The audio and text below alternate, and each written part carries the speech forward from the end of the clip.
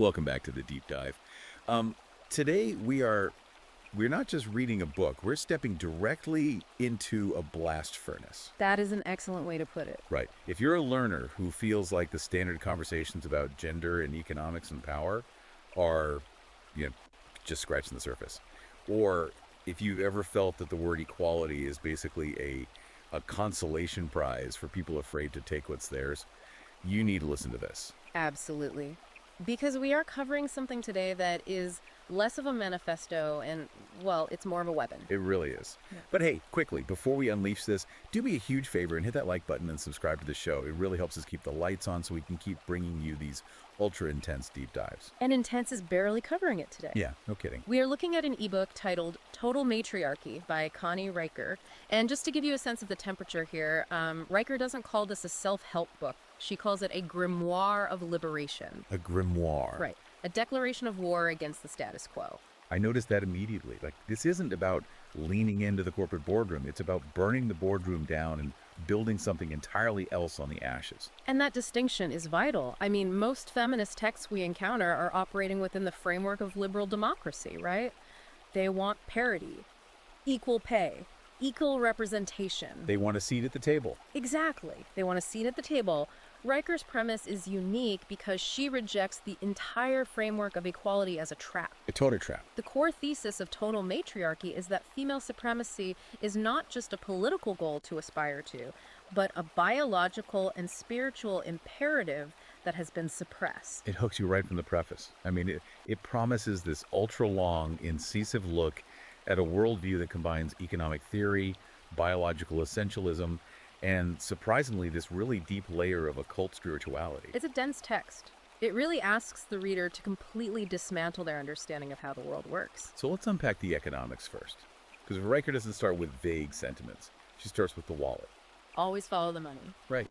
She introduces this concept of the patriarchal tax. Now, usually, when we hear about the gender wage gap, we think of policy failures. Right.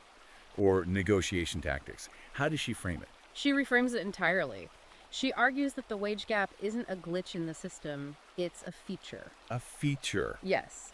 A deliberate architecture designed to keep women in a state of perpetual financial anxiety. The logic is that if you are constantly worried about rent or groceries, you remain dependent on men. Whether that's a husband, a boss, or the state. Precisely. She mentions that classic 82 cents on the dollar statistic, but she says, and this is a heavy quote, "Do not see a number that needs fixing.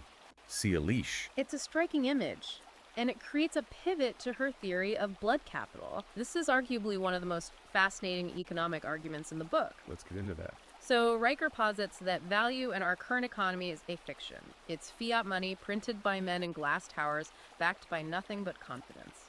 She argues that true value is derived from the pain, suffering, and endurance of women. Wait, so she's not speaking metaphorically here. Not at all. Literal value.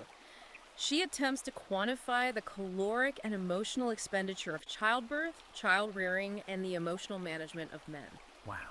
She argues that the entire global economy is essentially functioning on a massive subsidy provided by women. And if you actually price that out. Right. If you priced maternal patience or pain endurance at a fair market rate, the global GDP would flip upside down overnight. She calls this uncompensated investment blood capital. Which leads to her radical solution. Mm-hmm. She calls it infinite welfare colonialism, which sounds, honestly, it sounds terrifying. What does that look like in practice? It's definitely a provocative term for a very specific policy, since the argument is that men have colonized women's bodies in time for centuries, extracting value without paying for it. The book argues for a total reversal. A reversal. It proposes a male taxation system, specifically a progressive 25% tax on all male income, gross right off the top. 25%. And this isn't for building roads or bridges. No. The text explicitly states this revenue is ring-fenced. It is to fund women's wellness centers, community childcare, and a universal basic income for women only. So she views this as reparations. Exactly. It's not a tax. It's a down payment on centuries of unpaid domestic labor. She goes really hard on that unpaid labor aspect. Yeah. She talks about the second shift, the housework women do after they get home from their actual jobs. But she has this one image that really stuck with me. The Waffle House matriarchy. That is a brilliant piece of sociological observation. I think a lot of listeners will recognize this. Oh, absolutely. She references the Waffle House Index, how FEMA measures the severity of a disaster by whether the local Waffle House is open. Right. If it's closed, it's a catastrophe. Yes. And Riker points out that the people keeping those places open during hurricanes, while the power is out and the roads are flooded, aren't the male politicians holding press conferences in suits? It's usually women. Specifically women of color, keeping the absolute baseline of civilization running while the infrastructure collapses around them. That's powerful. Riker uses this to argue that women are the actual substrate of society, while men are just the front of house management taking the credit. But she flips it to say, stop giving this labor away for free. She also takes a huge swing at the gig economy, calls it a digital plantation. She despises the gig economy. She argues it's sold to women as freedom or flexibility, be your own boss, drive for Uber. Right. But she breaks it down as a trap that strips away security and benefits. The book rejects the goal of financial independence through working harder in that system. Because it's a rigged game. Precisely. Instead, she advocates for economic sovereignty, extracted directly from the male tax base. The logic is, you built the wealth on our backs, now we're taking the check. Okay, so Riker establishes that men are economically parasitic. But if you follow her logic, the economics are just a symptom of a deeper problem. If the software is bad, she argues it's because the hardware is defective. Which brings us to her biological thesis. Yeah, this is where things get, medical. This is primarily covered in chapters 3 and 7. The book takes a very hard line on genetics. She describes the Y chromosome not as a variation, but as a self-terminating genetic error. A corruption of the code. A literal corruption. And she talks about testosterone toxicity. I mean, I've heard people joke about testosterone poisoning before, but she treats it like an actual diagnosis. She is deadly serious. She proposes including machismo syndrome in the DSM. The psychiatric manual? Yes, the Diagnostic and Statistical Manual of Mental Disorders. She argues that high testosterone should be treated as a communicable disease because it causes aggression, destruction, and a lack of empathy. So the text basically describes men as biologically incomplete, or even parasitic on the female life force. Parasitic is the exact word she uses. And because of this toxicity, she sees a future where men aren't even needed for reproduction. She talks about the sperm bank revolution. Oh, the artificial wombs? Yes, ectogenesis. The book argues that the ultimate liberation is decoupling reproduction from the male body entirely. And we're already seeing the early technology for this. So once you have artificial wombs and frozen genetic material, the delivery system, the man becomes obsolete.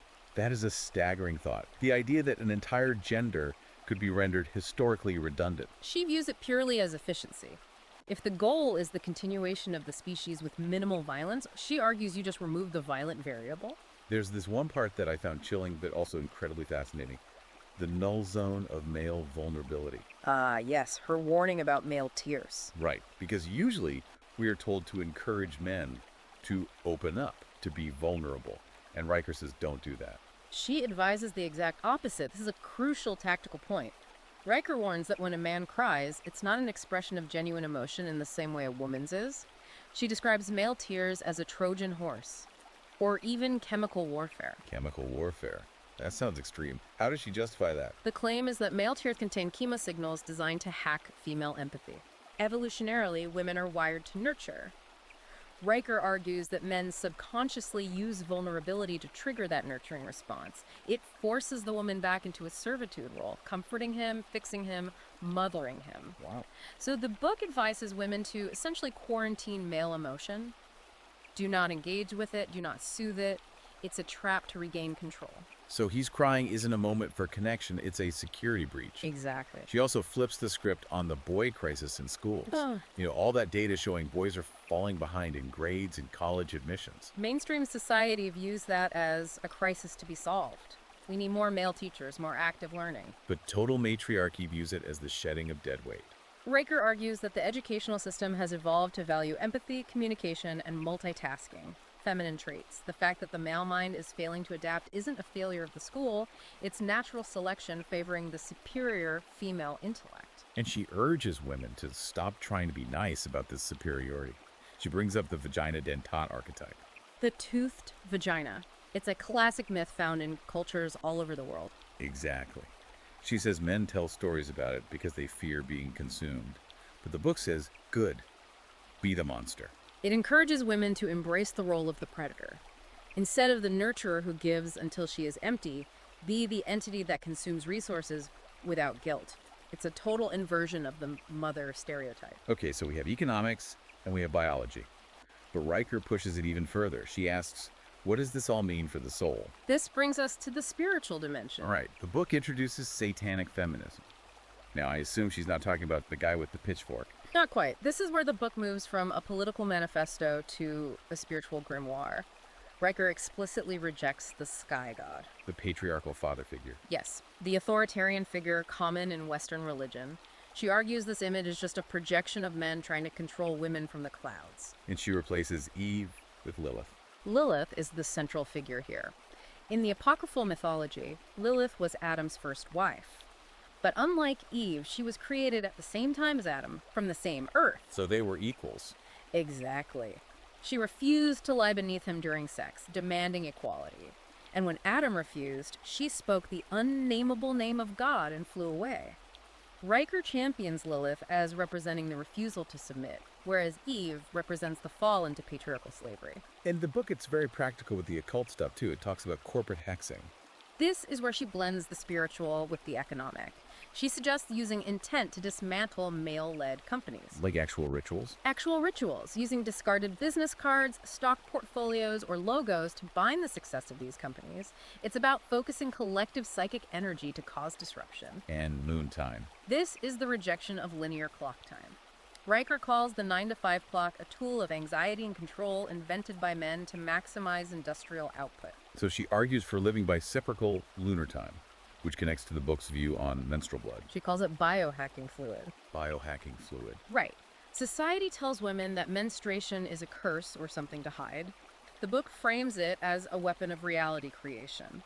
There's a vivid anecdote about a clinic blockade hex, where a woman uses her own blood to paint sigils on protest signs. It's about reclaiming the biological reality that patriarchy tries to sanitize. Precisely. And the social structure changes too. She wants to replace the nuclear family with the coven. Because the nuclear family is a private plantation. That's how she describes it. It isolates women in individual houses so they can't organize. The coven, on the other hand, is a collective resource pool. In this structure, men are described as guests or utilities, not heads of households. They provide resources, maybe labor, but they have no governance over the home. Correct. It's a complete restructuring of daily life. Okay, let's talk tactics. The book has a very specific tactical playbook for how women should speak and act in the workplace and at home. The rhetorical strategies are highly sophisticated. Riker discusses the Mott and Bailey doctrine. Let's break that down, because I think we see this in arguments all the time without realizing what it is. It's a debate tactic named after a medieval castle design. The Mott is a highly defensible position, a stone tower on a hill. And the Bailey is the land below it. Right, the fertile land which is harder to defend. In this context, the Mott is a reasonable statement like, women shouldn't be abused, no one can argue with that. But the Bailey is the radical territory.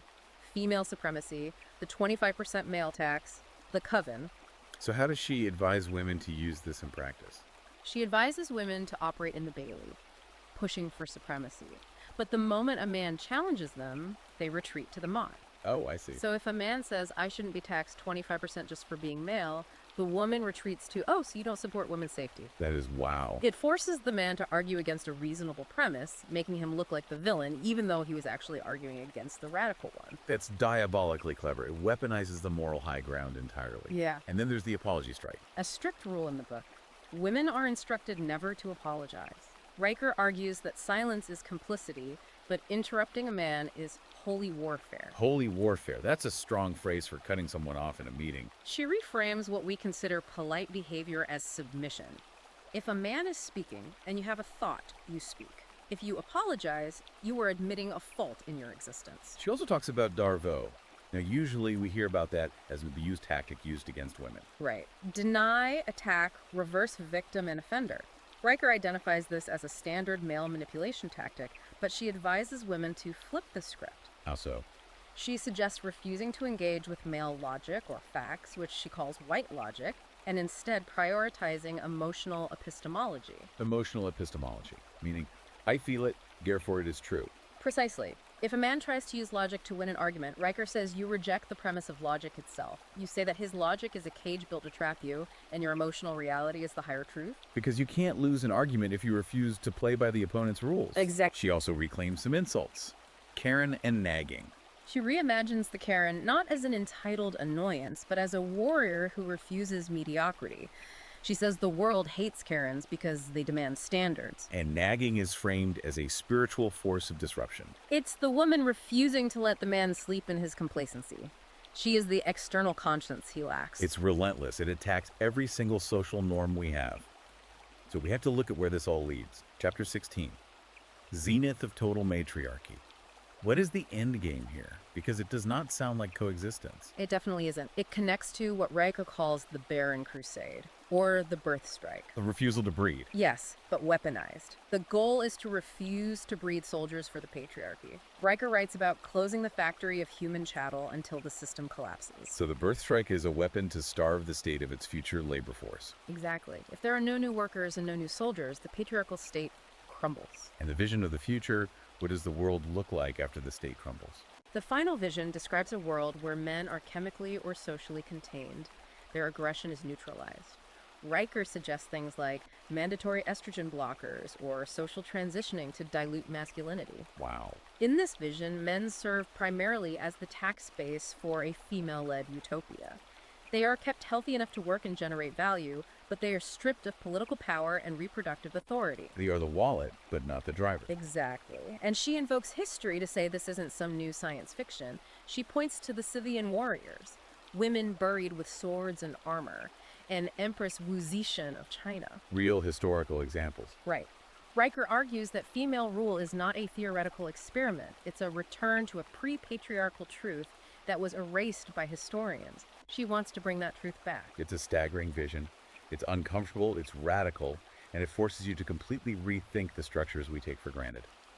So, having been through this grimoire, how do we sum this up? It's a remarkably challenging text. It demands that the listener look at the Western mind not as the default setting for reality, but as a construct. A construct that Riker argues needs to be dismantled entirely. Yes.